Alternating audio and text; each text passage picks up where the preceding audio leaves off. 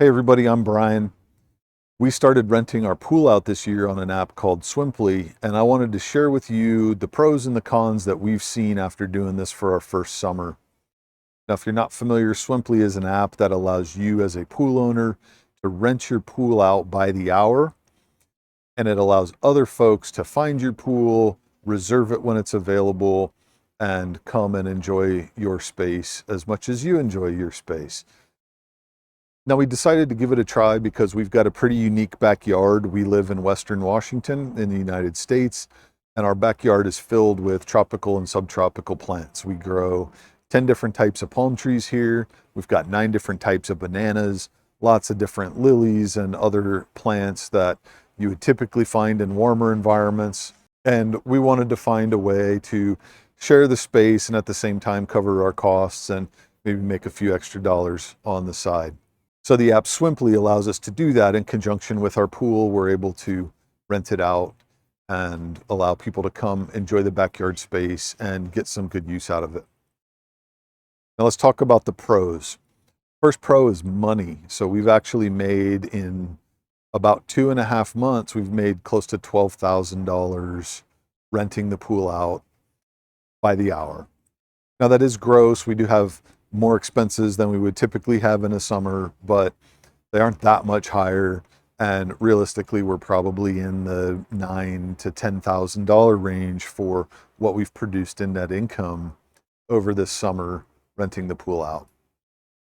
Second, we've met a lot of really cool people. We've had the opportunity to host about 80 different guests over the summer, and they're people that we just probably wouldn't have met otherwise.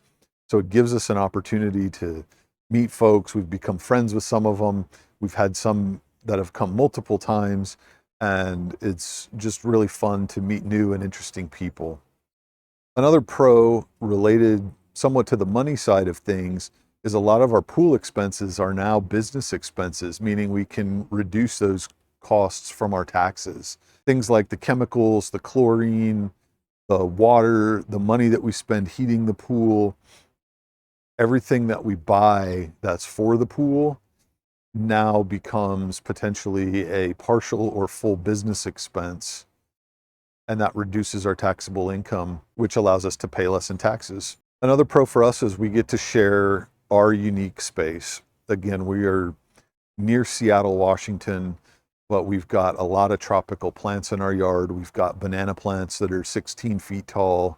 We've got various palm trees in the yard and a lot of different flowers and vegetation that give it a very tropical feel here.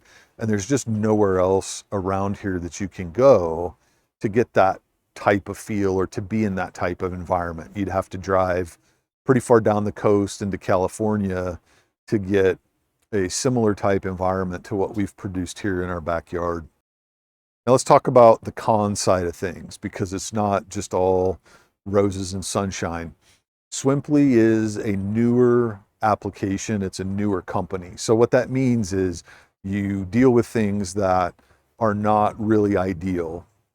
You've got a number of software bugs that have happened, and the company is experiencing growing pains just like most companies do. And sometimes that affects you as a host. You've got to deal with challenges that you don't have a lot of control over, where the app is behaving a certain way, and that is impacting the swimmer that's trying to reserve your pool, and you don't have a lot of control over that situation. So it is something you have to be aware of. Another con is this is real work. This is running a business. This is not just sit back and let some people into my backyard and make a bunch of money. We're out here every day. We're testing water. We're cleaning the pool. We're cleaning the patio around the pool, making sure the furniture is in place. It is a fair amount of work, and you need to be able to put in that work to actually see the higher revenues that we've been able to see this year. A third con is that you are dealing with customers and people, and people don't always behave the way that you'd like them to behave, especially when they're in your house and in your yard. Now, after hosting close to 80 people, somewhere in the neighborhood of 80 different families, we've only had to talk to one family who wasn't really watching their kids. They were throwing each other into the pool, really being rough with each other, dragging people, siblings that didn't want to go into the pool, and the parents weren't paying attention, didn't really care. So I had to go out and talk to them. Not a huge deal, but you do need to be prepared to have some uncomfortable conversations if the need arises and folks aren't following the rules that you have for your pool and your space.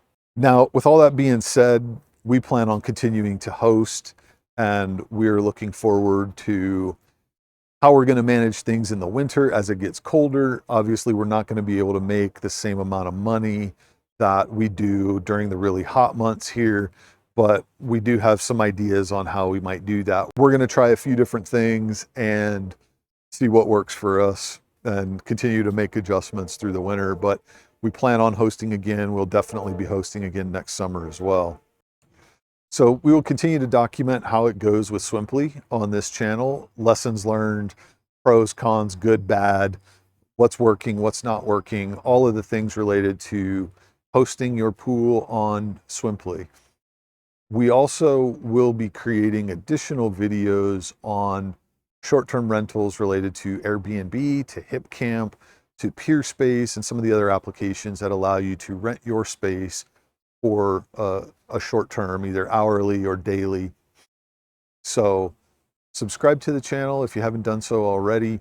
There will be a lot more content to come, and appreciate you watching. Thanks, and have a good one.